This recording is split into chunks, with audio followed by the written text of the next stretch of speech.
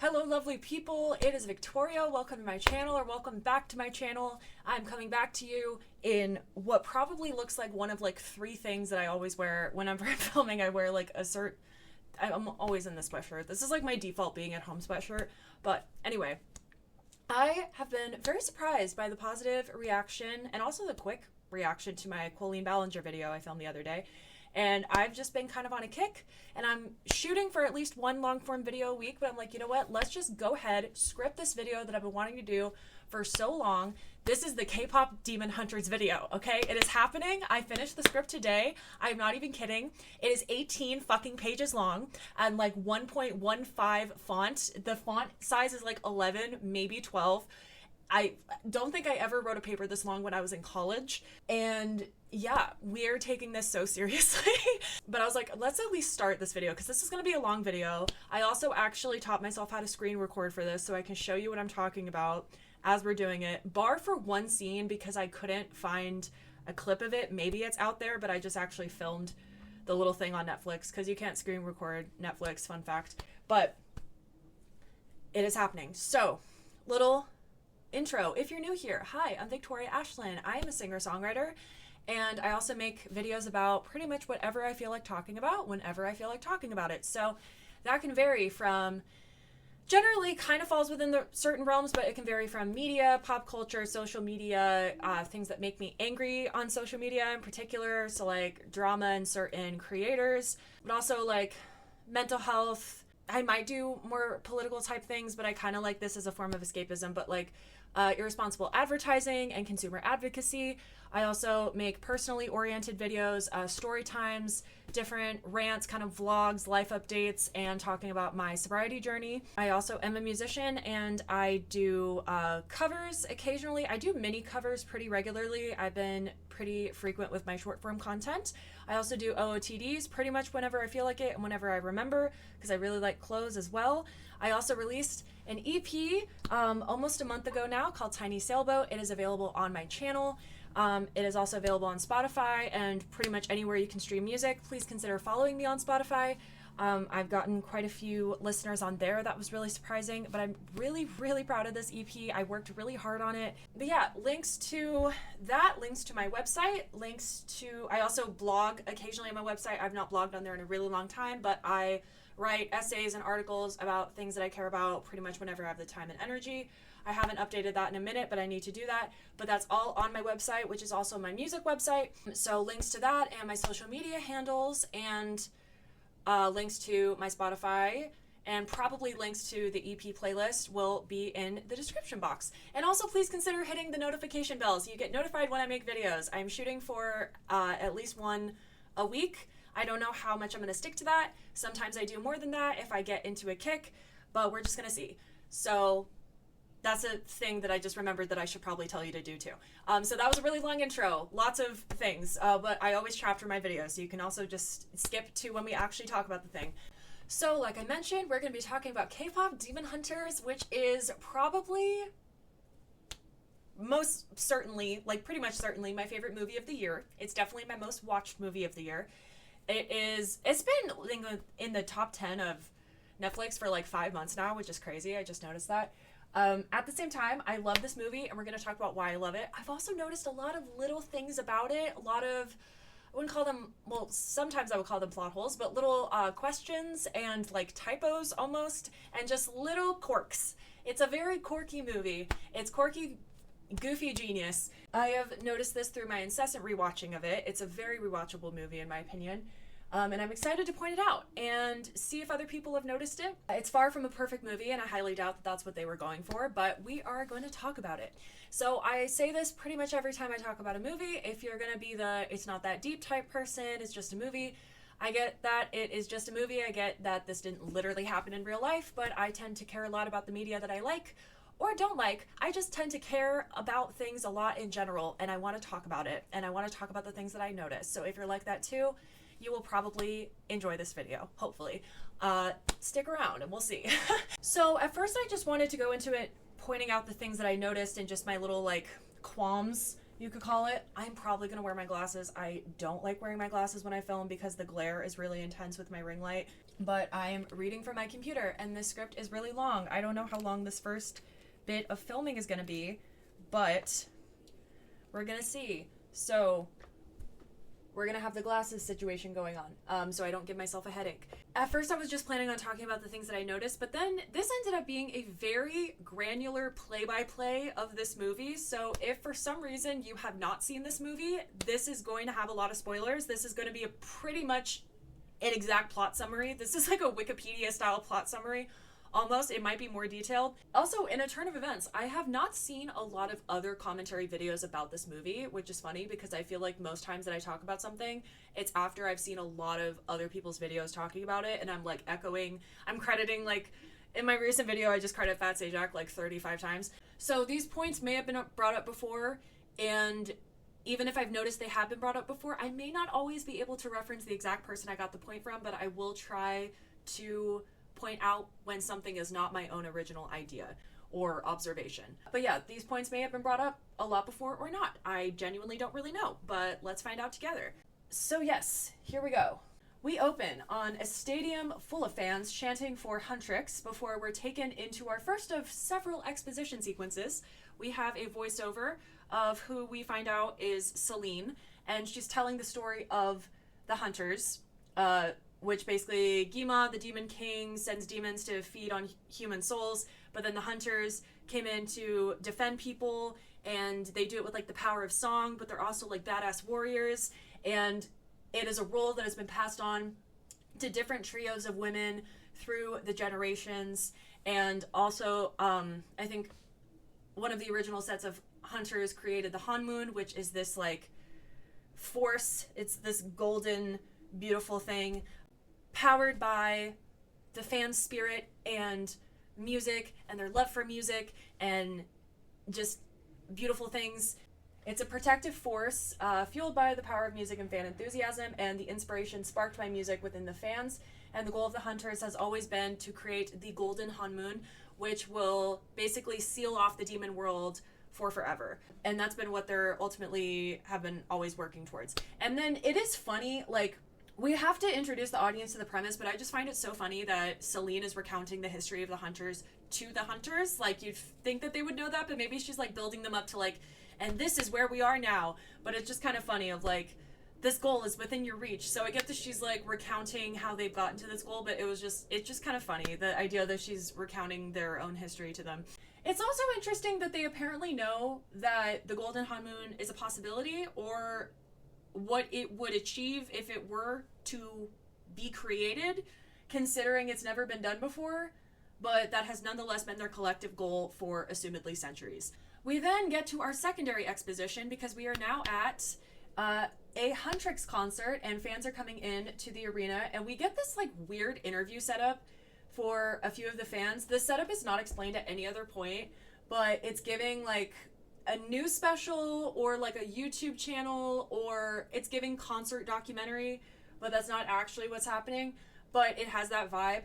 But we get a handful of fans being interviewed and talking about who each of their favorite members are, which gives us an overview of the 3 members of the group, as well as like a mini crash course in K-pop terminology, because also context, I for one am not really at all well versed in K-pop. Like, I would consider myself a Blink, but I'm a pretty casual Blink. Maybe that doesn't make me a Blink, but like, I'm a Blackpink fan, and I know like a few of the big groups. I couldn't really name a lot of songs. Like, I'm just not well versed in it at all, and was not at all well versed in the terminology. So keep that in mind.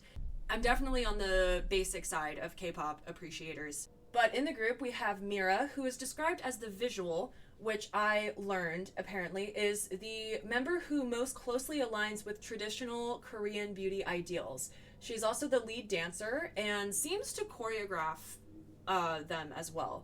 I'm going to be so basic in my references, but I feel like Mira and Zoe, I wouldn't be surprised if they were both kind of modeled after Lisa, because Lisa is both like one of the primary rappers of Blackpink, and she's also always been the dancer. But Mira was the black sheep of her family and is kind of the edgy one as far as fashion, considering she wore a sleeping bag to the Met Gala. And one fan asked who else could wear a sleeping bag to the Met Gala. Fun fact, the answer is Solange, because she wore a very similar dress to the Met Gala. And the idea itself is very Gaga-esque, And I noted that I wonder if Solange or Gaga were muses at all for Mira's character, because she kind of seems like the funky, artsy, slightly edgier one of the group. Next, we have Zoe. She is... How do I pronounce this word? Hold on. The word for the youngest. What is that? Magne?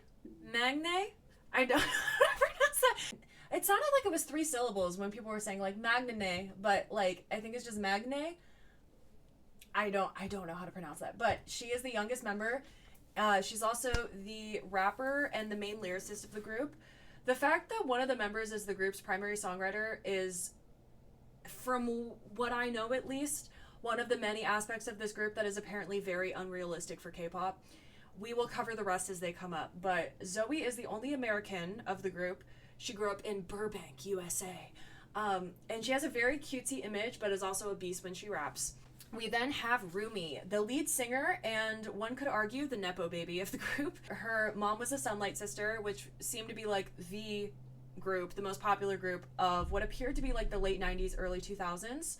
But her mom died when she was an infant, and then Celine, who seemed like the lead singer of the Sunlight Sisters, raised her as her own. Side note, the third Sunlight Sister, the one with the space bun looking hairstyle, does not have a name and is not mentioned at all, or like no acknowledgement or anything.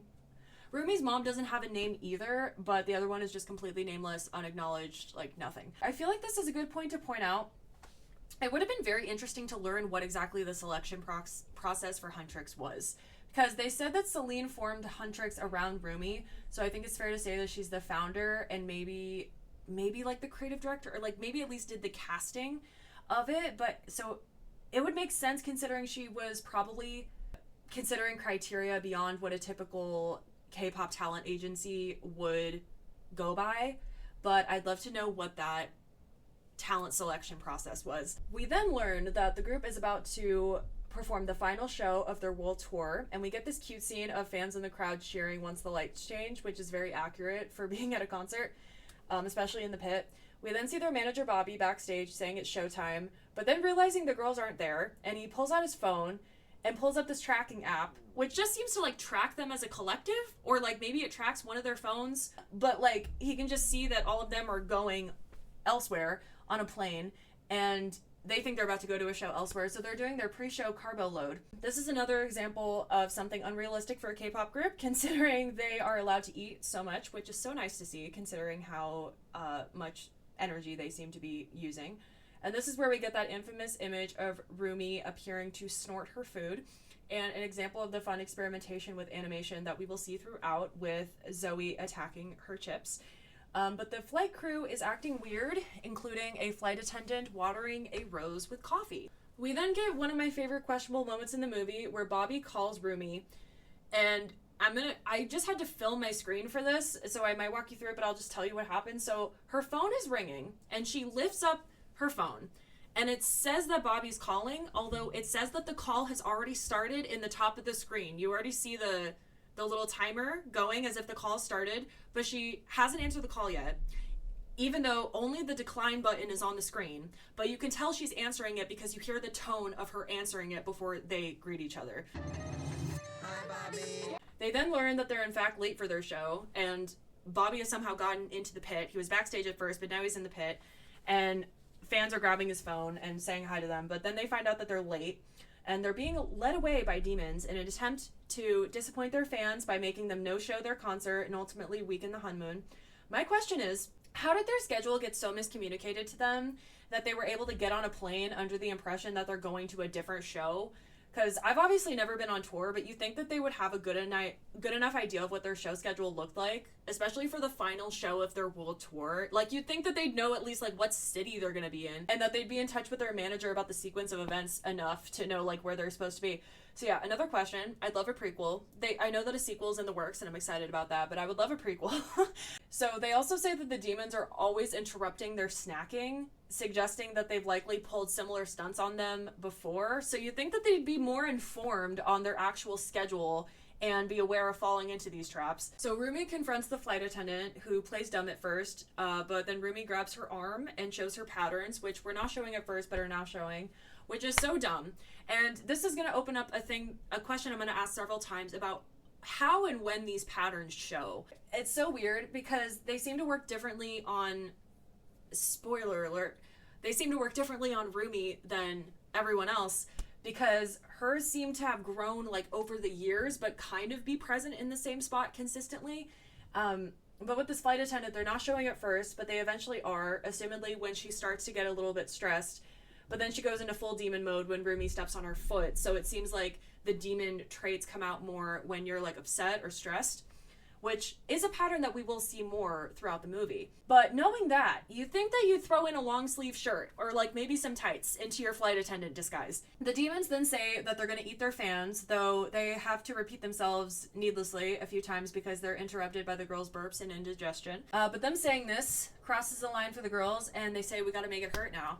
And then we go into the first and arguably one of the best songs in this movie, How It's Done. It is so fire. They then slay the demons with needless brutality, which apparently just sends them back to the demon realm. I don't know if it like banishes them or they just keep coming back like a boomerang, because we see, you know, the demons again later. Maybe just not those demons. I don't know. Maybe they do die for real. I don't know. That's never really explained. But assume like maybe they're gone. I don't know. Like, the plane is then severed in half somehow, so the girls chug their ramen before skydiving without parachutes. We also never find out what happens to either half of this plane. I also have a question of whether people can canonically fly in this universe, or if they have like futuristic jetpacks in their shoes or something, because no one questions them flying into the stadium. In fact, someone calls out, "It's them!" when they see them, implying that they have entered their shows like this before. It's them! Also, side note, they don't seem to have any digestion issues from the fact that they carbo loaded way earlier, or like way closer to the show than they are used to. They then enter the actual show on the bridge of the song, which, to be honest, as a fan, I would be disappointed, especially for the opening song and such a badass song like How It's Done. The fans are there to witness them doing the first two verses, which are fire, and yeah, I'd be a bit bummed to only get to sing along with the final third of the song. And as we will see implied later on, this is like quite possibly the only group actively making music in Korea. Like, we see some other acts like on the charts, kind of, but their presence is very limited to where you're just questioning, like, are they, like, do they have a monopoly on the music industry in Korea? Like, what is going on? So as they're performing, we see the honmoon glimmer gold in certain areas, which hypes up the girls, and by the end of the song, it is reinforced significantly, and we see the demons locked in the underworld. Cue title card. We then see the flight attendant from earlier confronted by gwi-ma, the demon king. This leads me to think that either the girls killing them doesn't actually fully kill them and it might just send them back to the demon world, or there were a few demons that escaped the plane as it was falling in half. So maybe the flight attendant just happened to be one of the demons to escape on pieces of the aforementioned destroyed and disappearing plane. Gwi-ma is unsurprised that the hunters got away, yet he chastises the flight attendant and says all of the demons are useless and pathetic. We then hear this demon from the distance, accompanied by a tiger, sing a song about Dee-mahn. Don't do it. Dee-mahn? Stop calling it that. Dee-mahn. Stop it. Stop talking to it. No. He starts off with the song with, "There once was a mighty demon king. Stop me if you've heard this one before." And that always makes me laugh out loud. He sings about gwi-ma letting the fire go out. He used to feast on souls, but now he grows cold. Gwi-ma responds, asking Jinu if he dares to mock him with the voice that he let him keep. Jinu says that he wants to help him, and says they can do that by going after the hunter's fans and creating a demon boy band.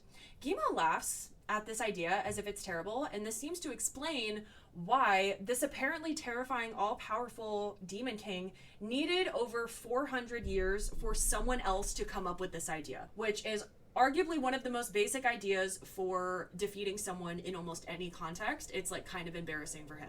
Gwi-ma says that Jinu must want something because he never does anything that's not motivated by his own self-interest. We see a brief flashback, and then he says that he wants his memories erased.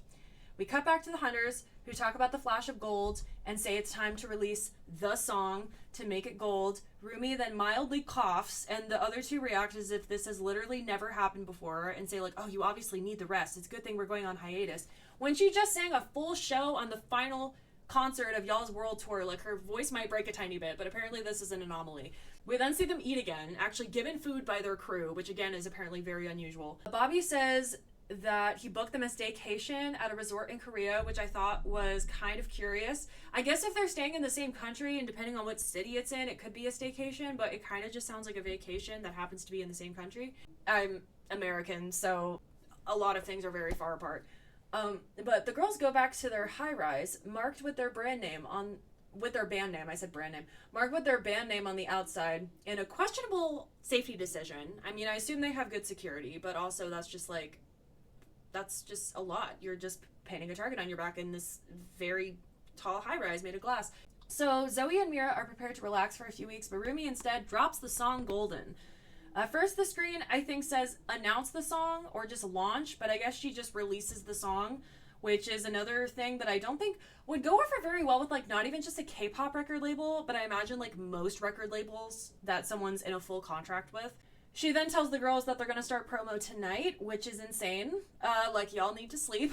But Bobby is surprisingly not upset at all to have his vacation interrupted before it even begins, and he announces super happily that it's promo time. So they drop the new single called Golden, which is a great song, and the fans happen to watch it in multiple groups surrounding a single screen. Like, just happens to be the way that we see, like, pretty much all the fans watching this. And they're also singing along to it by the first chorus, even though I assume they hadn't heard it before, because as far as we know, they hadn't dropped a lyric video before this. So they give a pretty generic explanation of what the song means, and they announce the first performances tonight, and they go, "It's a new chapter for us, for the whole world." And out of context, I would probably hear that and be like, okay, calm down. It's a good song, but, like, calm down. We get to the bridge of the song, which I don't know if it's included in the version of the song that's released in this universe, considering this is where it's revealed that Rumi has patterns, and she references the patterns in the lyrics, but, like, maybe she was able to pass it off as something else. But we'll later find out that she's part demon. She's also in her own dressing room while Zoe and Mira are sharing one, which I assume is always a stipulation of their performances, and I wonder, like, what kind of dynamic is around that. Like, if anyone ever has to share, I assume it's always Zoe and Mira. But maybe they got used to it because Rumi's the lead singer, so they just assume that that's why. Also, the lyrics of the bridge say that they're hunters, and considering the rest of the world doesn't know that they're hunters or that demons exist, I wonder if people just think that that's, like, a cool metaphor, assuming that line is included. But again, I don't know if the bridge is in the full version of the song. From what we see, it's not included in the version that's performed at the Idol Awards, jumping way ahead, going off script for a second. But it is interrupted by takedown, so, like, maybe they were going to do the bridge. I have no idea. Or maybe that was just it. Maybe it's just a super short song. So, anyway, Huntrix is prepping to perform the song for the first time on live TV, but Rumi's voice keeps cracking, so she goes to her dressing room, saying she needs 5, but she sees the pattern spreading to her neck, which is presumably affecting her voice. She basically has a panic attack and runs away from the performance, while a super eerie-sounding voiceover of Rumi's younger self is singing the Hunter Siren song, basically. It's like their heart song, whatever it is, of, like, we are hunters, voice is strong, slaying demons with our song, fix the world and make it right, when darkness finally meets the light. It's revealed in a flashback that her dad was part demon, and her demon hunter mother fell for and fucked a demon. Celine tells her to cover up her marks, and that when the golden honmoon seals the demon world away permanently, her patterns will be gone. Because she's asking, like, do hunters kill all demons, everything with patterns? And this is, like, assuming that the golden honmoon is going to seal the demon world away permanently and then only remove her patterns is such a gamble. Like, you thought them knowing what the golden honmoon was and what it would do is a big assumption, but, like, rather than entertaining the possibility that Rumi herself will be gone from the world due to having demon blood in her, being part demon, we're just operating on the assumption that, like, only the demon part of her will resolve and only the human part of her will remain in this side of the coin. So she runs to a rooftop overlooking the city and she expresses frustration at her voice being in trouble, but her rage affects the honmoon. She goes back to their place and the girls try to comfort her. Within a few minutes, they also just happen to not mention the super red weird ripple that goes over the honmoon when she gets super frustrated, considering they can feel it. They have, like, a spidey sense about it. But within a few minutes, we get 2 of the same kind of joke of, like, someone saying one thing and then another character basically saying the exact opposite, but it's somehow still endearing. So in one case, it's Bobby being like, there's not 10,000 fans at the gate screaming and sounding really scary, and then the security guards being like, there's 10,000 fans at the gate screaming and sounding really scary, and then Zoe being like, Bobby can handle it, and then Bobby calls and it's like, girls, I can't handle this. But we get another example of Bobby being an incredible manager and revealing he somehow only gets 3%. I assume he's still making an amazing living, but like, come the fuck on. Him being this supportive and defending them is another great example of things that are apparently not likely to happen in a real K-pop group. Rumi says her voice is in trouble, and Mira asks why she pushed up the golden release if that was true, which is kind of unfair considering up to this point her only sign had been one tiny cough after the final show of their world tour. So Zoe suggests they call Celine, but they immediately realize it's a bad idea, and Zoe and Mira echo what she apparently always says, which is that their faults and fears must never be seen, and they need to fix Rumi's voice without telling anyone. So Zoe suggests they skip the Idol Awards this year, an award show that I assume they've had actual competition at before, but I will come to question that later on. But Rumi rejects the idea in an interesting choice of words, saying, "No, no way. It's our most important show. It's when we strengthen the honmoon for the entire year. We can't skip it. We just can't. Not when I'm so close." We then get a glance between Zoe and Mira, probably agreeing to let that weird slip slide, considering she used our and we a bunch and then followed it with I. Zoe says not to worry and that she has a bunch of ideas, but they're going to start with her favorite, this tonic dude. So they're on their way there in some questionably effective disguises, considering Rumi covers her very distinct hair, but Mira leaves hers entirely exposed except for a hat. But they arrive at this hole-in-a-wall looking clinic. As they're heading there, we see some foreshadowing with someone asking who the Saja boys are and holding this little flyer. So the doctor guy says that in order to treat the part, we must examine the whole. And this is where we get what you could call a tertiary exposition. I'm struggling to talk because we get an analysis of each of the characters. So Dr. Guy says that Rumi has walls up, which she denies, but the girls reinforce it and add that she's a workaholic and doesn't know how to relax, which she denies. Well, girl, you made your coworker start a new album cycle the day you finish your world tour. Shut the hell up. He then switches to the other two, saying Zoe is too eager to please, and trying to read Mira by showing that she can out-intimidate him and proving that she's the hard-edged one of the group. They then get frustrated and tell him to just give them the voice juice, which he eventually does. Rumi is seen waiting in the waiting room and sees a photo of the group with a photo of the doctor taped onto it, suggesting he's a K-pop stan. They eventually leave, but hear people coming around the corner who turn out to be the Saja boys, a group of super hot guys. This is a prime example of the animation shift in this movie, and we get the popcorn popping out of Zoe's eyes and Mira eating it scene. We then see Jinu behind them, and Rumi becoming super smitten with him at first sight, and arguably, like, one of at least the funniest scenes in this movie. Rumi's hood somehow gets blown back, I think by Jinu, like, flipping his hair. And Jinu lightly bumps her shoulder, but this house sends her into a full body fall that somehow appears to be like 10 feet down. And she ends up landing on her ass. Like her feet are lifted off the floor and she lands on her ass. And the physics of this fall make absolutely no sense. Jinu then head fakes her into thinking he's going to help her up, but he brushes his shoulder and tells her to watch herself. The girls then help her up, and she yells back at the guys, who have somehow gotten like 20 feet away within 2 seconds. Maybe it's that demon magic, I don't know.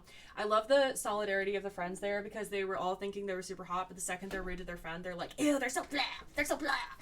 True friends. They then hear some music in the background, because the Saja boys have now started their first ever live performance within like 30 seconds of them exiting this alley, in which they just interacted with Huntrix, again, probably due to the demon magic. But we then go into Soda Pop, which honestly took a minute to grow on me, but it definitely does just come up out of nowhere in my head sometimes. It's a very catchy, bubblegummy, innuendo-loaded song. The choreography is also very classic boy band, though it's funny that the 2-second shoulder movement becomes the viral trending move later on, as we'll see.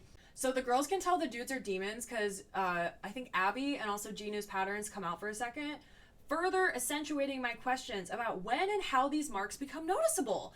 It also seems like only the hunters can see the patterns, but maybe people can see the patterns. That's a whole question too, but it's kind of interesting considering at the beginning of the movie, members of the crew mentioned Zoe throwing a knife at the guy in the demon mask who exploded into glitter, suggesting they can see demon features, but maybe only when they're in full form. Or like maybe it's because the patterns only come out for a second, so no one notices that. But Zoe thinks they might be magicians. And they also, that's another bit of her just like guessing the absolute wrong thing. I've heard it suggested that maybe she's the ADHD one of the group. I wouldn't be surprised. But they also make hearts appear out of thin air that can hit people in the face, and that's kind of just accepted. They give gifts to people and put mustard on someone's corn dog, but the girls then smash the gifts and stuff because demons are never nice. which it's surprising that they didn't get filmed and roasted for that, but Rumi still had her hoodie up, and Mira still had her hat on, not at all hiding her fucking down her back length strawberry red hair. But also the thing with patterns and hearts makes more sense considering they somehow make all the buildings and surroundings turn a different color, and all of these like friggin' creamsicle cherry emojis come out of nowhere, and everyone just accepts that it must be special effects.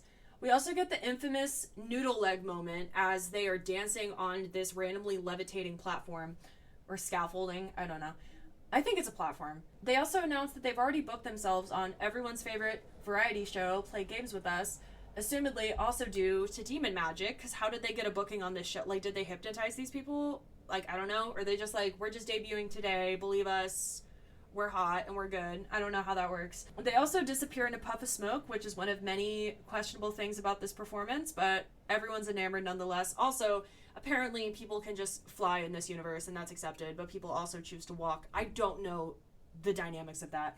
Before they disappear in a puff of smoke though, Jinu brushes his shoulder again while making eye contact with Rumi, just to piss her off, which would have made me literally flip him off from the crowd, but I get that this is a kid's show. The girls then decide to kill the Saja boys and get battle ready, which includes one of my favorite scenes, which is Zoe screaming into water, which is so fucking funny.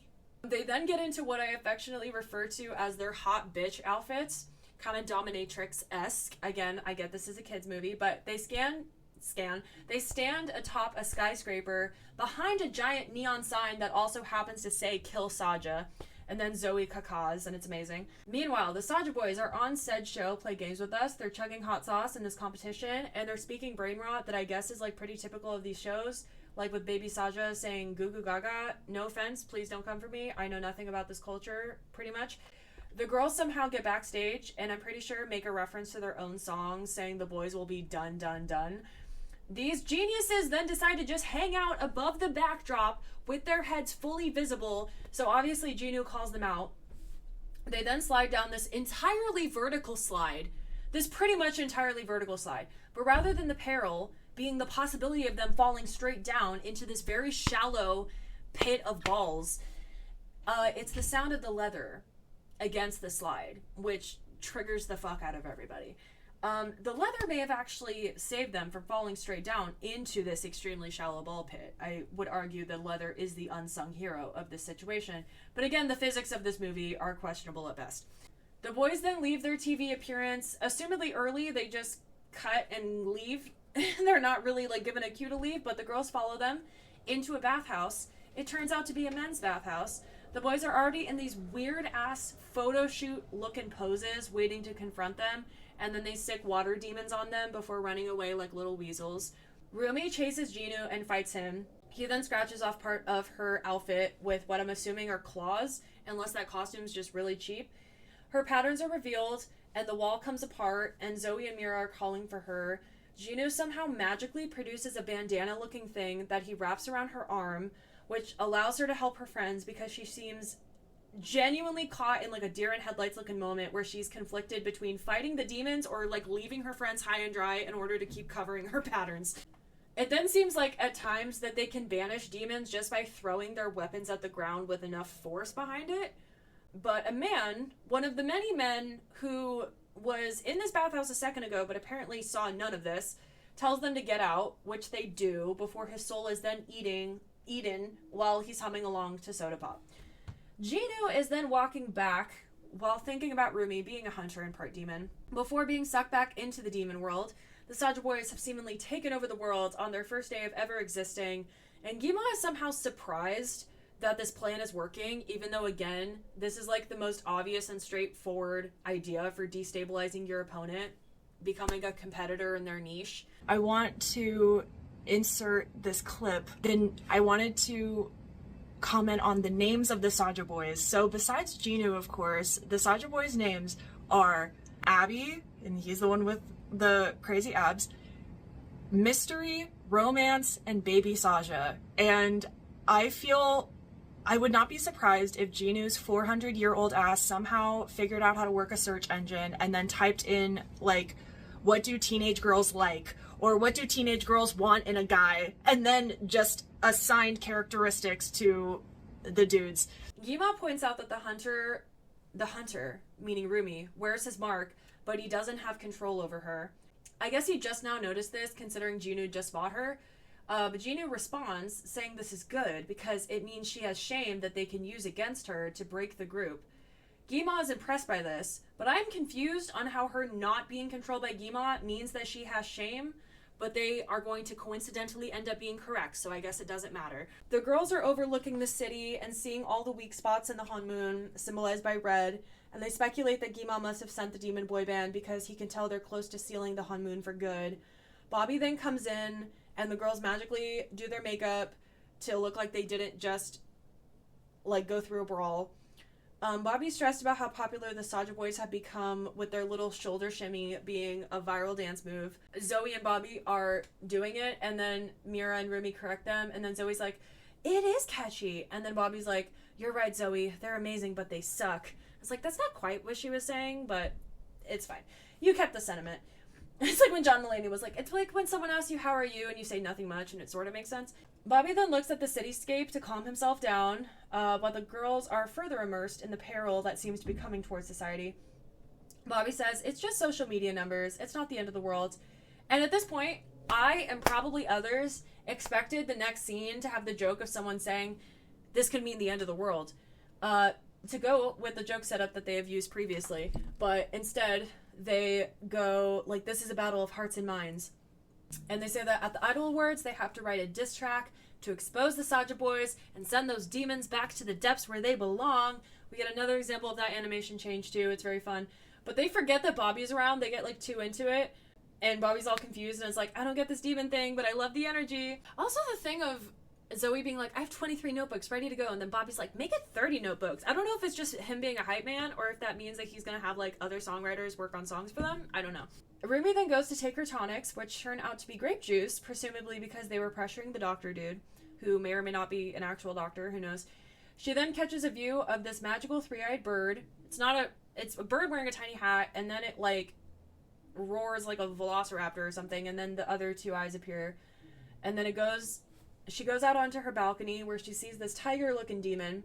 I think the bird and the tiger are benign demons, or maybe just citizens of the spirit world. They kind of both give me Studio Ghibli type vibes, kind of Miyazaki-ian, but slightly more unsettling. But Miyazaki can create some pretty unsettling characters as well. So my point still stands. My sisters were both really unnerved by the tiger demon because it never blinks, but I think he's supposed to be endearing. The tiger knocks over the same flower pot and tries to put it back but fails, and that's a whole gag, and it makes him endearing, him, them, her, it, I'm gonna say them, endearing to Rumi. It delivers a card from Jinu, who apparently has a stationary set of this same card in different color combos. He asks her to meet, which she rebuffs, but she ultimately follows I keep referring to it as a cat in my script, but it's a tiger, but I guess it's the same thing. She follows the tiger to where he is, or rather, where he set up a mannequin to fake her out. She tries to behead him with her sword that is so freaking loud when it materializes, when she is otherwise silent coming up to him. It would have absolutely given her away had he actually been there. But they end up just talking, where he needlessly makes fun of her pajama pants with teddy bears and choo-choo trains. Girl, she was in her bedroom. I don't expect her to friggin' change to come meet you. Get over yourself. She says that he doesn't feel anything, but he says all demons do is feel their shame and their misery, which is how Gwi-ma controls them. He finds out she doesn't hear Gwi-ma in her ear, and we get a bit of Jinu's backstory, though it's very vague. He says that he tried busking to support his family who's living in poverty, but it didn't get him anywhere. He then heard a voice in his head saying he wasn't good enough, but he could be made to be good enough.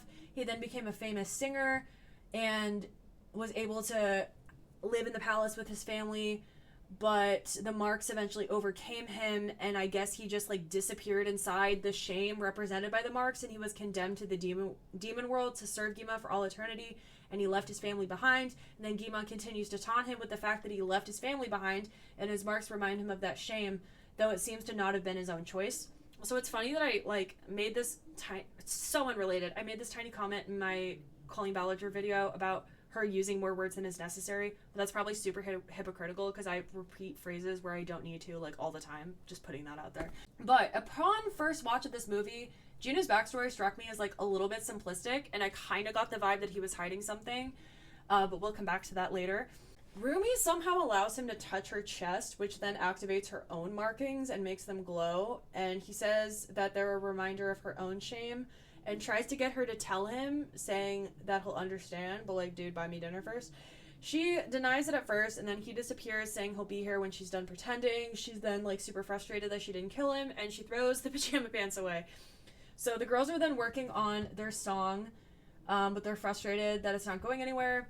And then they have like a photo wall to like throw knives at the Saja boys, but Zoe ends up just drooling over the face of Mystery, who is the Saja boy who shows his face the least. She's like drooling over his shimmering, glowing, amazing face.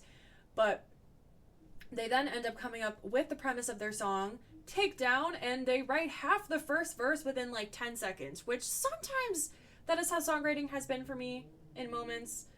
But, you know, it's optimistic. But sometimes you just gotta vomit shit out. Like, if you're in a drought, like, you just have to say the first thing that comes to your mind, and a lot of times you end up keeping it. They then start to appear very bitter as the Saja boys win the top spot in the weekly countdown or whatever, which likely would have at least drawn some attention on social media. And I assume there are other artists in this countdown, and they're just always, like, the top 2 contenders. Because other artists are shown on the charts, including Twice, which is a fun cameo. But Huntrix and Saja boys are always in the top 2 spots, I guess. But even though they only have one song, the Saja boys are, like, taking over the world, including replacing Huntrix on an electronic billboard, which Zoe somehow seems to know was going to happen before it happened.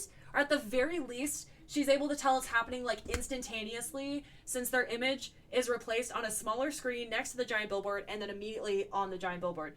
But like, she's able to tell as soon as it's happening, so that's a fun detail. So in this montage, though, you can see Rumi starting to empathize more with the demons and get a bit uncomfortable at the hateful sentiments that Mira and Zoe are expressing towards demons. Jinu always... Also, I said always instead of also. Jinu also sends Rumi another note, but she doesn't respond. Also, it's important to note that they seem to film a music video for this song, and I'm pretty sure it's in their same golden outfits. And it kind of looks like the background of where they're doing these, like, top 10 countdown award ceremony things where they give flowers and stuff for being number 1. But considering what a fan says later on, I think it's fair to say that this song does not end up being released, but it seems like it's recorded, and it seems like a music video is recorded for it. But fans are switching over to the Saja boys' side, including this poser dude that's going to keep ripping his shirt off with different band names on it. As if people cannot stand 2 groups at once, especially a boy band and a girl band. Because, like, just speaking for myself, I listen to boy bands and girl groups for, like, entirely different reasons. So this is especially funny. I was a diehard Directioner, and I kind of will always be a Directioner. Like, I'm always going to be a Directioner at heart. But, like, I listened to them when I was a teenager for, like, it's good poppy, good music, but also, like, I just love them, and, like, for the feels, the fucking feels, okay, if you remember when that was a thing. But I listen to girl groups, especially, like, Blackpink, to feel like a badass bitch, and to feel hype. So, that's kind of different. But also, like, I would listen to One Direction to feel hype as well. But those are kind of my main reference points. We then get to their meet and greet, where they repeat their really cute little cheers phrase of happy fans, happy honmoon. The Saja boys then show up in a complete dick move, but Bobby gets them a table, but Rumi has a stroke of genius and says that they can all sit together at the same table, which is smart since they cannot afford to look bitter, especially considering like the scowls that they've been giving previously, and they need every fan. So there's this cringe part where Mira and the Saja boys are fighting over a fan's casted leg, and then Jinu makes the not genius decision to bring up Rumi's patterns at the table in front of everyone where they could be overheard. And I'm like, dude, y'all are at work. Like, you're at a work event. Can this wait? A little girl gives Jinu a drawing, which shocks him. Rumi, in a totally weird decision, decides to, like, rev up the crowd to cheer for Jinu and tells him to listen to those voices instead of the ones in his head. Like, you've pretty much established that this dude is facilitating the deaths of innocent people. I'm pretty sure that's, like, known at this point. But you're leading a chant for him because you, like, feel bad for him? If I were Mira, I would be weirded out at this point, too. So the Saja boys leave the stage and throw away their flowers, and all of them except Jinu immediately go into this dramatic slouch. It makes me wonder if he has more strength to maintain a better posture for longer because he's an older demon, maybe? I don't know, but that's an interesting detail. He looks at the drawing, which says he has a beautiful soul, and he seems to have a moment of remorse, almost like he's aware that he's helping to kill innocent people, like that little girl, who might even remind him of his sister. Where was I? So, Rumi is in her room, brainstorming some different lyrics for Takedown, and the tiger is just openly hanging out with her at this point. I keep saying the cat. Why did I write the cat so often in this script? Okay, so the tiger eyes the trash can where she's thrown the lyrics into, and there's just dramatic eye look moment. Mira confronts Rumi over being suddenly soft on demons, and reaffirms that their hateful song is the right song to be gwi-ma because they hate demons. Rumi says she's not hiding anything after Mira asks, and Mira's like, I sound nuts, and it'll just be better once all demons are sent to suffer for an eternity. And she asks for reassurance in this very transparent way, saying, right, Rumi? And Rumi says, eternal suffering sounds fun. And we get this weird edit where instead of them actually like writing an ending to this interaction, we just jump to Mira leaving Rumi's room. The Saja boys announced that their fan club just hit 50 million fans, and I wonder if that means like their Instagram account, or if they have like a legit fan club with like a mailing list like they used to have back in the day. Hello lovelies, I'm keeping the camera kind of low because my overhead light's on and I don't want to blind you. So this is the scene that I was not able to find a clip of this on YouTube, so I'm going to have to just film my screen as I'm watching this on Netflix, because basically every time that we see a demon consume someone's soul, they seem completely unaware that it's happening. Like they just kind of do whatever they're doing, like the dude that was singing Soda Pop in the bathhouse. He's just like singing along as someone's sucking his soul out of his body. Or we don't really see them do anything. They just kind of disappear, like the girl that drops the soda can. But there's this one dude, he looks up in this certain way as soon, like he can tell that his soul is being sucked, and the way that he looks up is so funny, and we always just make fun of it. So I'm going to show that to you now. It also seems like people can be taken and their bodies just like vaporize once they touch this soda, which they also seem to have like simultaneously launched along with their song. Rumi finally sends back a card and she and Jinu meet. He then has this misunderstanding of what save the date means, even though they were originally his cards. So I guess he thought that it was like a romantic date, and I feel like that's interesting as far as his intention in buying those cards or just having them. I don't know, do demons make purchases? Where did he get these cards? So Rumi makes a proposal, a business proposal, again, operating on this complete assumption of what will happen when the honmoon is closed. She says that Jinu can get his freedom if he helps them win the Idol Awards, because that will mean that the honmoon is sealed, and that will mean that her patterns will be gone because only the demon part of her will be banished. And if he's on this side, the human side, when it's sealed, then he'll just remain on this side, even though he seems to be like fully a demon, and so won't he just like fully be sent back to the demon world? The fact that she thinks that like the demon parts of her will be gone, but if a full-on demon that has apparently been like living for 400 years is on this side, then he's just gonna become a human? Like, there's no way of knowing any of this. Like, she's just speaking out of her ass. But he'll be free. But also the fact that they're assuming that them winning the Idol Awards is going to seal the honmoon. Like, so many assumptions are going on. Like, this is just gambling. It's just gambling. She has literally no way of knowing this. But he asks why she thinks that he can be saved, and she says that he made a mistake, but she is a mistake and has been since she was born, thus revealing her source of shame in, like, her second, literally, like, her third conversation with this man. She has now revealed the source, like, her like, deepest source of shame and insecurity. A lady comes by selling bracelets and assumes that they're a couple, which makes them squabble a little bit. And Gina's like, she's not my type. And Rumi's like, I'm everyone's type. Which, I love that confidence. The lady then gives one to Rumi and says, like, find yourself a better boy. This one's hopeless.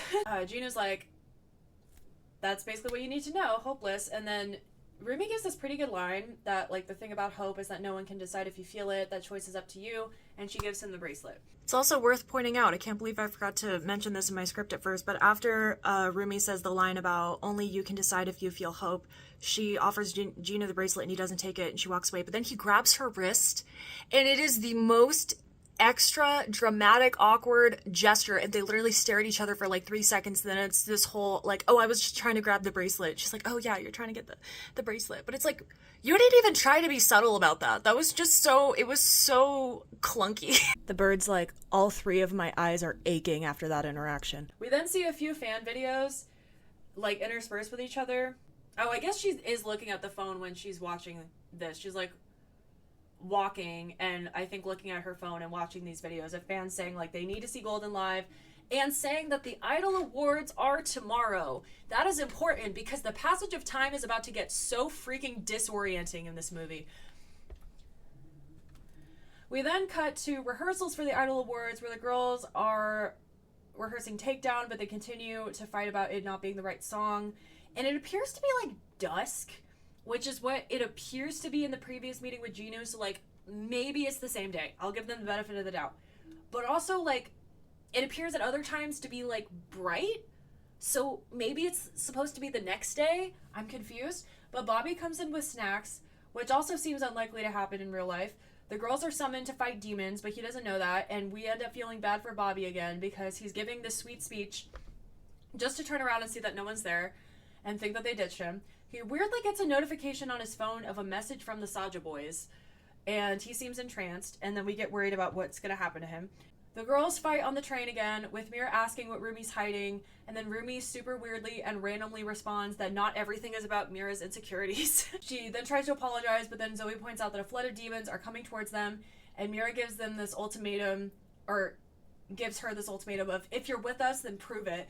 Which is kind of unfair. Like, I don't think she's gonna abandon you to these maggot demons ravaging this train just because she's having a little bit of doubt over, like, the hatred with which you view all demons. But, like, okay. Well, Rumi has a weak moment. Her friends, like, stand up for her, and then they realize the entire train of passengers has just vaporized, and they kind of really underreact to this. They have a super mild reaction. Then they're just like, I guess it's kind of supposed to circle back to, like, everything's at stake, and whatever you feel about the song, it doesn't matter. We have to get through this together. It kind of ends up being on Rumi to, like, you have to believe in what we're doing, otherwise we're gonna lose. But it's like, probably like 100 people just died.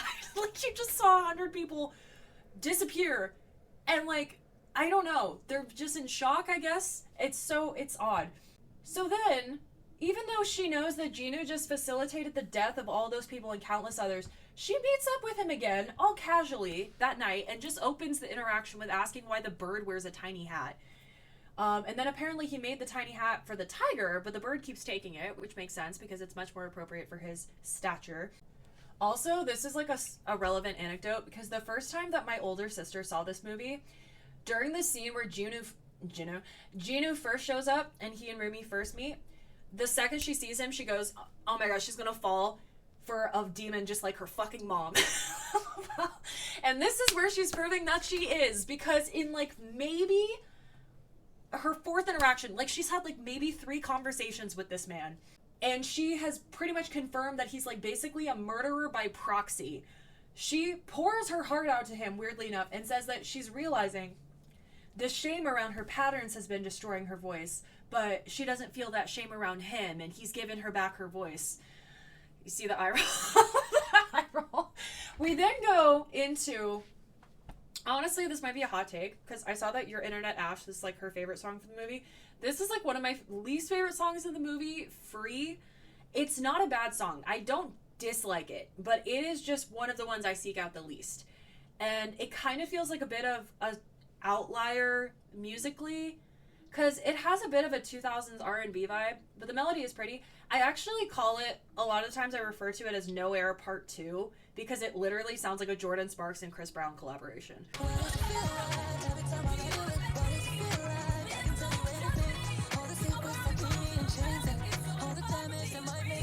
But this is where Rumi and Jinu sing to each other. It's like the love ballad, and they say they feel safe around each other, and they don't know why, and they're believing in this world where they can be free from their demons. And then there's this part where the two of them jump off of the roofs, and they just float upward together, and for some reason, every time I watch it, I just about cry laughing. Like, my younger sister and I do, like, for the first, like, 5 times we're watching it, like, every time, it's so fucking funny to us, and we don't know why, because it's, like, this beautiful moment, and then they hold hands, and they're, like, singing to each other, and their marks come out, and it's, like, so beautiful, but something about them just, like, staring upward into nothing while floating upward, just, like, it's so funny. Oh my god, I cackle every time. But then the background fades back in, and I guess they never actually jumped off the roof. They just, like, imagine that they did because they feel so free around each other, but considering people can apparently fly in this universe, I would have bought it. Jinu then says that he can't hear gwi-ma's voice, and he says he'll make sure the Saja boys lose, and he's excited to see Rumi on the stage. He says, I'll make sure the Saja boys lose tomorrow, and he's excited to see Rumi on the stage. Again, reinforcing that it is tomorrow, even though, like, I'm pretty sure her walking away from the interaction, which I think was the day before, she was watching the video saying the Idol Awards were tomorrow, but now it's still tomorrow. Okay. And then she meets up with... Okay. He then gets sucked back to the demon world, and gwi-ma confronts him over thinking he can be free, and says if he really believed that he could move on from what he did, he would have told her the truth. And this is where I sense some confirmation of my suspicion that Jinu was not telling the whole truth. And gwi-ma says that he can turn the voices up if Jinu tries to get out of their deal. Rumi then rides the magical flying tiger home, who is pretty much her pet at this point. He's, like, basically adopted her. So it is now daylight again, and Rumi tells Zoe and Mira that she knows they can win tomorrow, even though the Idol Awards were tomorrow, seemingly at least a day ago, possibly 2 days ago in that video, and then tomorrow, the night before, when it was dark, and now it's daylight again, and it's still tomorrow. The Idol Awards have been tomorrow for at least 2 days. At least a day. Like, at least a full day. It's been tomorrow for at least, like, a full 24 hours. So she says the Takedown isn't the right song. The other two agree. And they then have a pouring out of hearts moment, even though their faults and fears must never be seen. So Mira and Zoe share their insecurities and how they seem to be okay in Huntrix. Mira says that she's blunt and aggressive, and Zoe says how she used to think her thoughts and notebooks were useless and weird, but they seem to have found their purpose in the group. And then we get the most offbeat, out of left field line from Rumi. But she just goes, I'm afraid of losing you guys too. When no one was talking about that, Queen. No one had mentioned that. Why are you acting like someone had said that and you're, like, jumping off of them? That was so funny. I feel like the script could have used, like, maybe one final edit of, like, the little... So many quirks. So many quirks. So Rumi says these fears are the demons, and if they finish this, which, again, they're assuming will happen, if they win the Idol Awards, then they'll be free of these fears forever. Because if we haven't figured it out yet, this honmoon was founded on toxic positivity. She then says that afterward they can finally go to the bathhouse together, and they're like, oh my god, I will fight for a spot with you, let's fucking do this. So we're now at the Idol Awards, and its hilarious intro sequence, which seems to confirm that only these two bands have been nominated for any of the awards. But they also say fans from around the universe have voted, which is likely a hyperbole, but, like, makes me wonder why no other bands are nominated for literally anything else, at least, like, Korean bands. You see the charts, you see that there are other bands charting, like, why are they not nominated for anything? So, but we see Huntrix and the Saja boys walk past each other, with the latter in dark purple themed outfits. This is interesting considering what we see later. I'm, like, malfunctioning at this point. So, at first, the Saja boys are set to perform, but they're fighting and their performance is canceled. When they announce the Saja boys, it sounds like Soda Pop is playing in the background. I literally just watched this movie and I can't remember. But I've seen some speculation like they were supposed to premiere Your Idol at this show, and it would make sense considering the purple outfits. But the Saja boys are fighting and their performance is, like, canceled or postponed or whatever, so the schedule's switched. Huntrix is pushed into their slot and they perform Golden. Or rather, the three of them perform Golden up through the first chorus, after which Rumi performs it entirely on her own.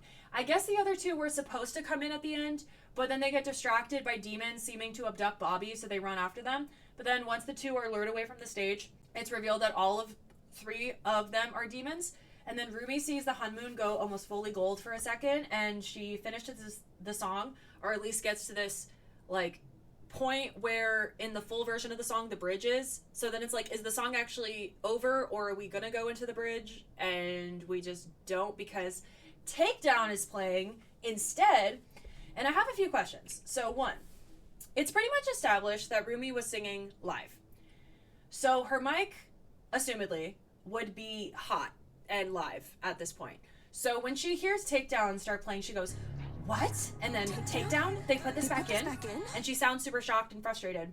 I feel like it's fair to deduce that people would have been able to hear her say that. We then hear a fan in the crowd ask, "Is this a new song?" Which was what makes me believe that the song was never actually released. That, like, maybe earlier that scene we saw was of them maybe doing a music video for it, that it was recorded and maybe set to be released, and they were, like, setting to debut it at the Idol Awards. But, well, obviously it was recorded because they were rehearsing to a track of it. So, like, they recorded it, and it seems like they made a music video, maybe. But it seems like the fans had never heard it before. So it makes me wonder how Jinu ever got his hands on it to play in the first place. Again, is this just demon magic? Okay, it's been a few days now, and we are jumping back into this summary with Jinu somehow getting his hands on Takedown and playing it over the speakers in this arena, probably due to demon magic again. And then we see what appears to be Zoe and Mira. I could kind of tell that it was demons, but demons in the form of Zoe and Mira, who also somehow know the choreography to Takedown. It's like a thing, they somehow have the track and are able to play it, and then also they somehow know the choreography. Maybe they like spied on them or like sucked the intel out of their brains unknowingly or something, but that's a huge mystery. And then there's this cool moment of like Rumi clearly doesn't want to be doing this and doesn't know what's going on, but she just goes into performance professional mode, and she like briefly locks in for a second and is doing the choreo, but then she's thrown off by the other two like pushing her, which causes her to stop singing, but the backing track is still going, which continues this question of like, when is she singing live? Is she singing live along to a backing track? Because it was this whole thing of her voice isn't like strong and she's not going to be able to sing for the Idol Awards, even though she clearly already recorded Golden and her voice sounded fine, so it's like they could have just done that.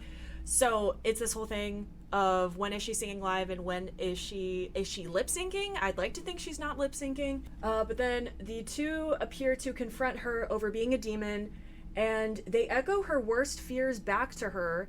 And I get that like her mind is like warped by fear, so she can't see it, but they literally verbatim quote exactly what she says to Jinu when she's talking about her shame. They're like, "You're a demon and you're a mistake and you have been since the day you were born." But she thinks that they're real and they're actually just saying it to her, and they somehow found out that she's a demon, so she loses it, which includes all of the lights exploding, and also her marks start kind of like glowing. And it's also this question of like, can the audience see the patterns? I feel like they can probably see the patterns, and so that's also probably a giant question of what the hell is happening to her skin. But Zoe and Mira see her without her jacket, and they see her patterns, which have spread up to her face at this point and are like luminescent. Rumi runs off the stage. She sees the real Zoe and Mira. I need to put my glasses on. Okay. Who are shocked that she has patterns and she's been hiding them this whole time. But they seem more hurt by the fact that she hid them and lied about it than the fact that she has them in the first place, even though they have been pretty much just spewing like vitriol, anti-demon hatred, with kind of the exception of Zoe with that whole thing of like, maybe they're nice demons, but they seem to be more hurt about the fact that she just lied to them about it. But she insists that she can still fix the honmoon, but the intensity of her desperation and frustration destabilizes the honmoon, and the other two lift up their weapons in the name of defending it. I don't know who made this point, but I saw a comment or something about the fact that they obviously do it very reluctantly. Like Zoe, for example, she usually wields all 6 of her blades at once, but she just lifts up 2 of them like super half-assedly. And they very clearly don't want to hurt her, but they, have to because she's threatening the thing that they swore to protect. But she runs away to find Jinu, who confirms that he was behind the stunt and said that everything was a lie, and he just, said what he had to say to get her to trust him. But he then reveals that he lied to Rumi about his backstory, which seemed overly simplistic to me, and so this definitely confirmed my suspicion, and says that he willingly left his family and only made the deal with gwi-ma to get himself out of poverty, but he still obviously feels a lot of shame and guilt over it, and Rumi still tries to reason with him and say that this is just his demon talking and he has to fight it, and he says that's not how it works, and she yells that it is, continuing to destabilize the honmoon. And I also like saw a comment with the face that Jinu makes when she says this, and the honmoon like turns red, and she's clearly like hurting it more. You could read his look almost like surprise at how powerful her emotions are. She is very strong, for better or worse. But also at this point, I have a question about if being a demon, if it's something that you're born, which it seems like it is in the case of Rumi, or if it's something that you are made into, like it seems to be in the case of Jinu, or maybe it's both. Maybe that is the case. Maybe it's like a species or an ethnicity or something that like you're born into inherently, or it could be something that you become, like a spiritual evolution type thing, especially like once you die, which I think it's fair to say that Jinu is like kind of a reincarnated soul basically. But Jinu says he leaves her by saying that all they deserve to do is live with their shame and their misery. And then we get this really beautifully sad scene of Rumi walking away, and she clearly is just like dumbfounded by everything, but every single step she takes continues to rip the honmoon apart. And I just thought like, it's so beautiful. Like her very existence and her very just mindset and everything is destabilizing its very existence. And I just like, that's so poetic and I love it. So we cut to Bobby watching Golden quickly fall down what is apparently the most rapidly updated chart on the face of the planet, which also confirms that there are in fact other bands in existence despite their absence at this award show that just took place. But we then see the honmoon further coming apart, and then a news segment goes in over all the screens and says, due to Huntrix's public breakup on stage, the Idol Awards have been canceled. Even though the award show was already going on, so I guess it's just the rest of it's been canceled and it's not going to continue. But all that was left really was to give the actual awards, which they end up doing on this special. But they also really buried the lead of the breakup in recounting this, because I feel like a more accurate line would have been, due to the bizarre nature of Huntrix's public breakup on stage, which included this weird, like, the lights exploding, fucking paranormal activity possibly. Like, I feel like that would have been a way bigger deal. And, you know, Rumi having these mysterious luminescent marks that I assume everyone else can see. Like, there's just so many questions about how that breakup took place, but it's just due to the fact that they broke up. But the winners are announced, and somehow the Saja boys win everything, despite having only released one freaking song. And also, I'm gonna assume that the winners were already determined before the rest of the show was canceled. But for a minute, like for a while, I thought that for some reason Huntrix breaking up had caused them to lose everything by default. But it's fun. I guess Saja Boys organically won everything somehow. But also, one of the things they won was Best New Artist, which they would have won by default because it seems like literally no other bands were nominated for literally everything or anything at all. I keep stuttering. I don't know why I'm stuttering so bad. And Huntrix would not have been eligible for Best New Artist, considering they mentioned they're like 5-time award winners. So at this point, Bobby is put under a trance due to his insecurity about not being able to keep the band together, despite being literally the best manager ever. The Saja Boys cut in on these same TV screens with this announcement, and again they like jump off the screen. It's like this hologram thing, but I guess just technology knows no bounds in this universe. I wonder if this is set in like the near future. I was gonna say the near distant future. Those are opposite words.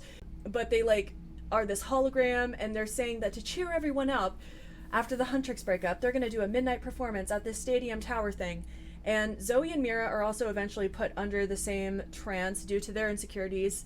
Mira's being that she doesn't deserve a family, and Zoe's being that she is too much and not enough at the same time, which, fun fact, and to be honest, that's kind of like one of my biggest insecurities. That's like one of my weaknesses, is the idea of like being too much and not enough at the same time. I feel like that's a very relatable fear.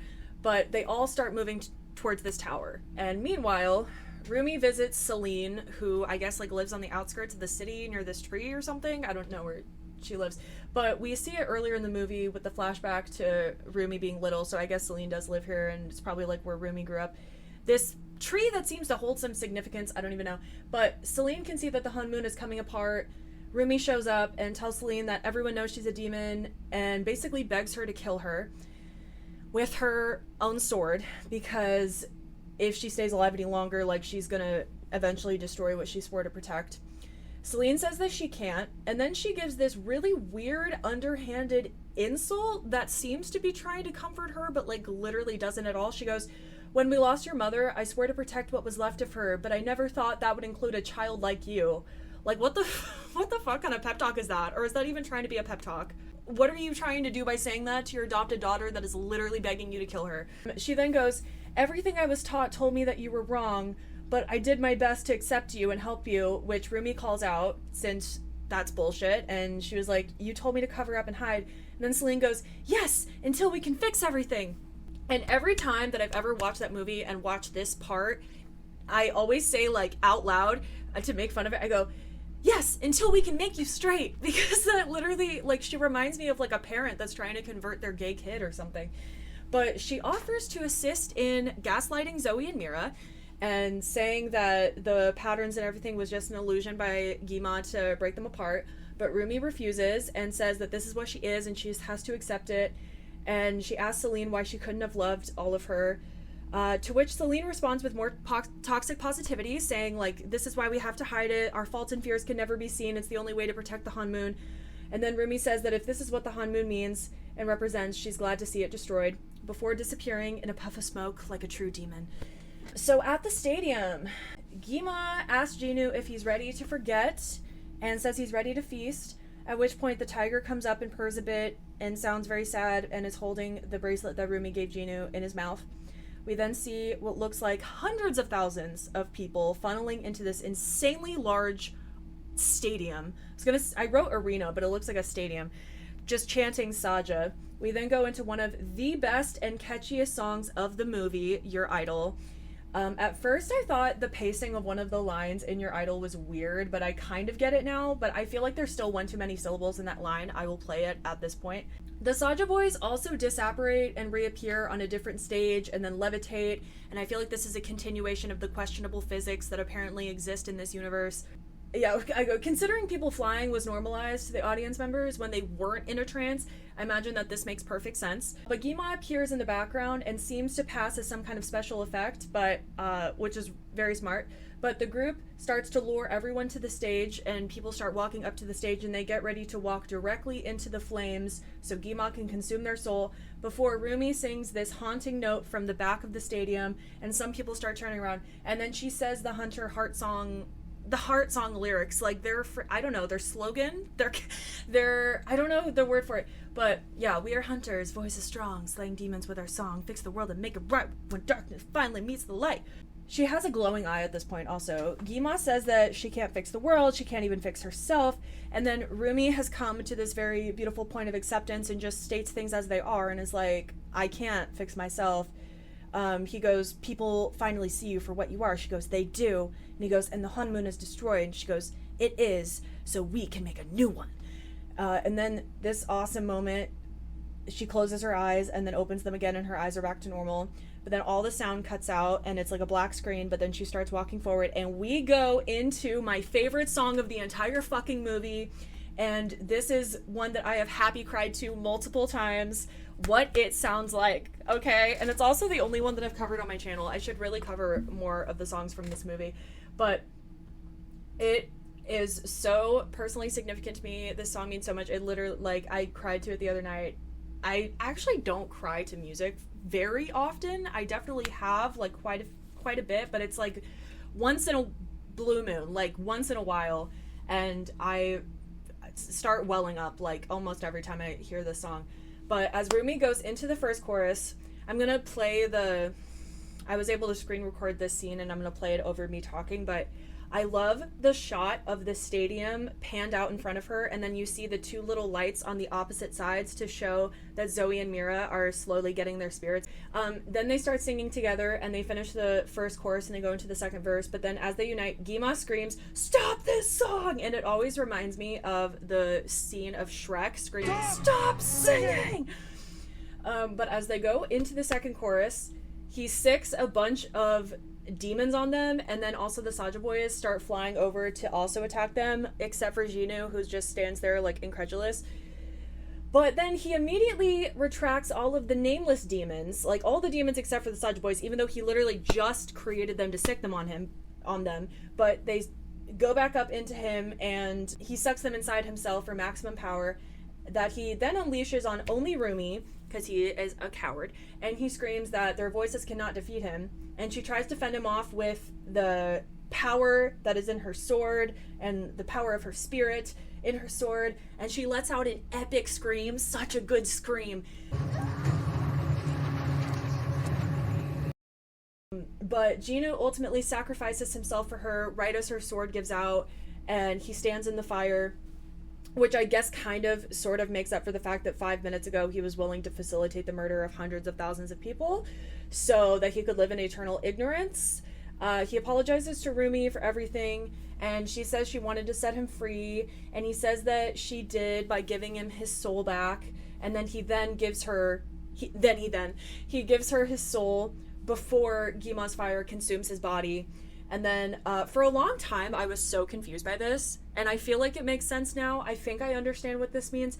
At first I think he meant by this that he realized she was right, that by like owning her flaws and the shame and the darkness, it could lessen the power that the shame had over her, and then lessen gwi-ma's control over her. So by him realizing she was right, he gained control over his soul again, rather than letting himself be controlled by the shame anymore. So he then had the autonomy to give her his soul, so he was able to take it back from gwi-ma. I feel like that's what it meant, but for a while I was so confused by that. So with the power of his soul, with the power vested in her, she is reinvigorated, and she cuts gwi-ma in half with pure light, which is an awesome image, and she starts running towards him, and the crowd starts singing along, which gives them an extra boost of strength, and then Rumi's eyes like widen, and I feel like this moment could be a meme with the caption, when the validation hits. That's what I always say when I see that moment. Abby then comes at Mira in a really goofy way, like but ultimately they defeat the Saja boys, and they all float up and join hands while finishing the song with everyone now singing along, and then they poof gwi-ma the fuck out of there, directly contradicting his earlier claim that their voices cannot defeat him. And it's like, bitch, they just did. They also create a new honmoon that seems to cover just all the land. It seems to cover like the entire earth, I don't know. But then on the final few lines of the song with the new lyrics, it's funny that again we see this thing where the audience just somehow knows what they're gonna say even though they've never heard the song before. Like obviously they sing along with the chorus, which has been repeated, and that's fair. But they sing along to the ending lines, which is, truth after all this time, our voices all combined, when darkness meets the light, this is what it sounds like. And they somehow, it seems like everyone is singing along with that. But we then see the 3 Rumi stands from before, still in their Rumi shirts, and because they are true fans. Literally only a self-hatred induced trance could possibly destabilize the faith that they have for their idol.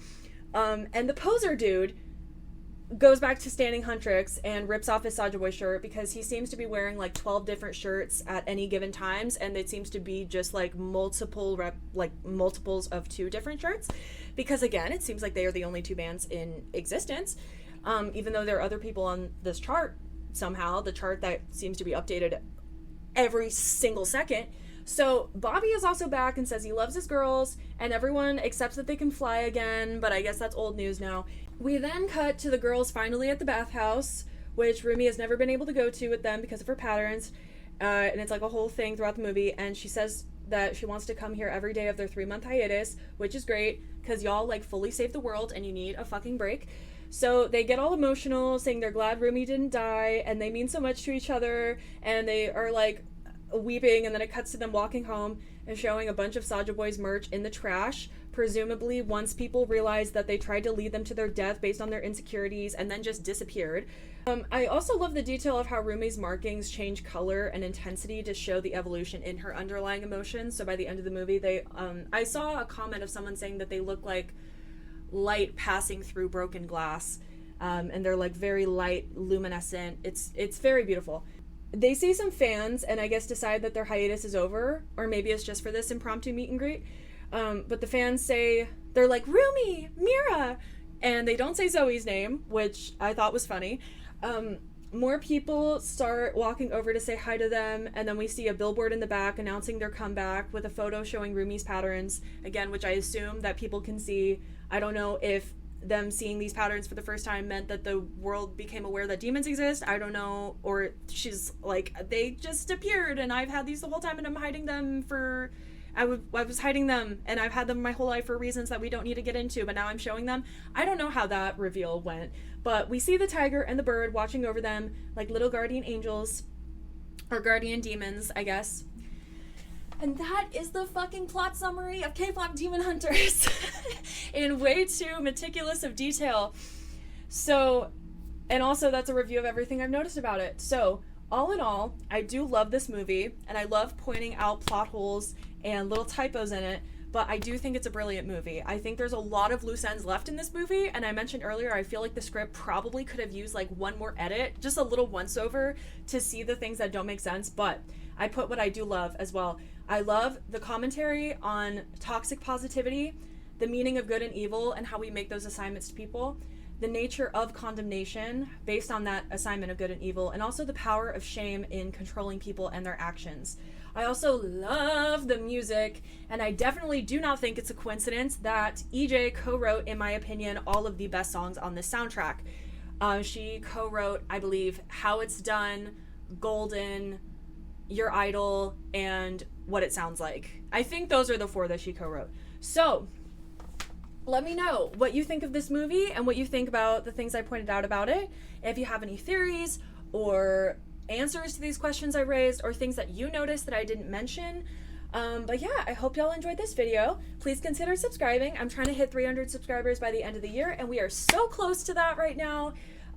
Please consider checking out my new EP, Tiny Sailboat, on this channel or on Spotify, and please consider following me on Spotify. I just today uploaded a canvas video for my song Permission and an entire image gallery of like 65 images that my sister very kindly took for me months ago to go with the theme of my EP. So we have some supplemental media that is now available on my Spotify, so please consider checking that out. I also am going to have links to my website. I post random blog posts on there. Sometimes I haven't done that in a minute, like a few months, but I need to get back into doing that. I love just writing random articles and essays, and I tend to lean a little more political in my writing than I tend to get in my videos. Like I wrote a birth control abortion article a few months ago that I'm very proud of. I tend to not get too political on this channel because I like having this be sort of a form of escapism, especially right now. But every now and then, you know, y'all know I love to talk about shit that makes me angry every now and then. Typically a little more trivial, you know, YouTuber type things, but I also blog once in a blue moon. So, and I'm starting to make videos more consistently, and I'm trying to have like one long form video a week, and I'd like to keep up with this. I don't know how consistently I'm going to keep to that. I still don't have a super solid upload schedule, but please consider clicking the bell so you get notified when I do upload.